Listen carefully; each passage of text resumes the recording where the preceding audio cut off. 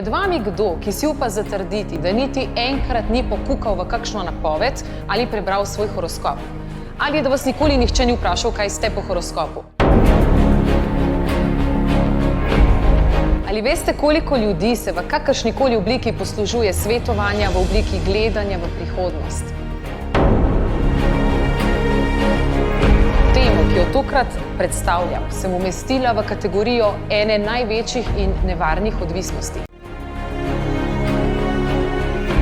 Če ste na karkoli od prej naštetega odgovorili z da, je zagotovo ta tema prava za vas. Pridružite se mi ob iskanju morda najpomembnejših odgovorov, kar jih boste našli. Veselim se, dobrodošli.